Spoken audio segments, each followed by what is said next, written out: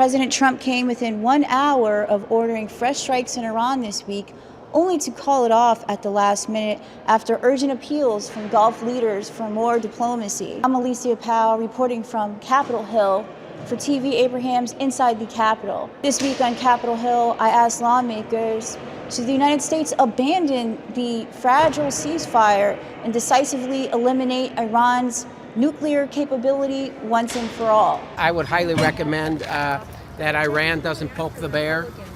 President Trump is doing everything he can to make sure that we have a world that can feel safe from a regime and mullahs and radicals that you can't let them have a nuclear weapon. You can't do it. I mean, you can't have Iran. They can never, ever have a nuclear weapon. So just understand, Iran and your leadership over there, Donald Trump isn't playing here. Just we want peace. We want safety. And Donald Trump wants a deal done. And that deal will mean you will never have a nuclear weapon. Full stop. That's it. They're going to surrender. The president is right to hold that red line, and he's going to continue to hold that red line, I believe. You support military action if Iran continues on this way?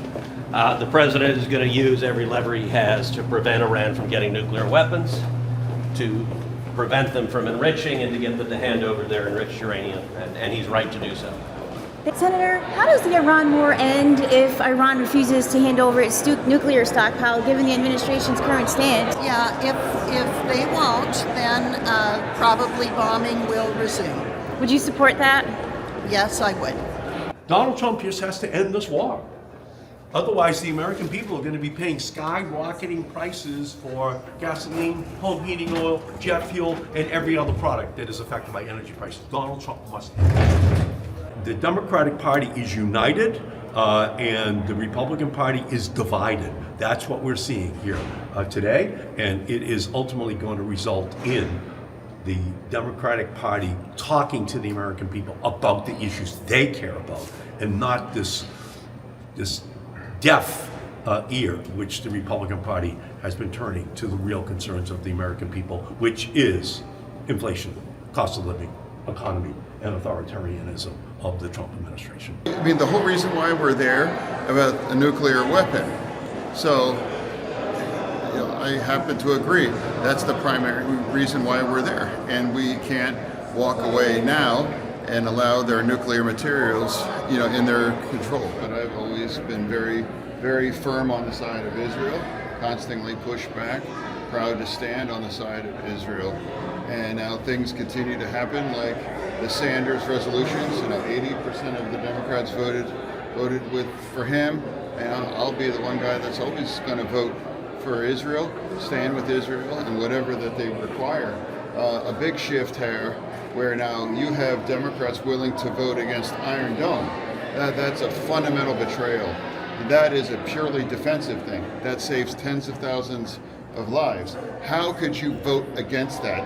And then an organization like J Street gives that cover. So people can say, well, J Street says, so they must be okay. They need to be held accountable for these anti-Israel views. That's our special ally. That's the only democracy in that region.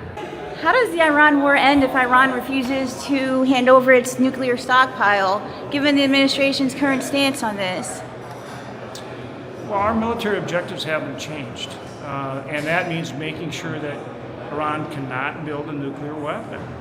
And so that's still one of our, matter of fact, that's our primary objective. So clearly we have to achieve that, as well as making sure that they can't attack not only their neighbors, but others with ballistic missiles and these one-way drones. And of course, we have to have freedom of navigation in the Strait of Hormuz. So those objectives haven't changed. We need to achieve them. You support military action or strikes if Iran continues down this path, threatening the administration, refusing to surrender the stockpile? Yes, we'll need to keep the naval blockade in place. That's very effective. And it may require further strikes as well. We'll see. All options need to be on the table. I don't see an easy off-ramp, but obviously this is the highest and top priority for all of us to make sure we resolve this favorably. It's not immediately apparent. A country that chants death to America cannot be allowed to have a nuclear weapon or a missile that reach the United States. if we need to continue military action against Iran to make sure they can't have a nuclear weapon, then we will need to continue to pursue that option. The president's doing the right thing. How many of you guys want to be killed by a nuclear weapon? I don't. And he's doing the right thing. He's protecting this country.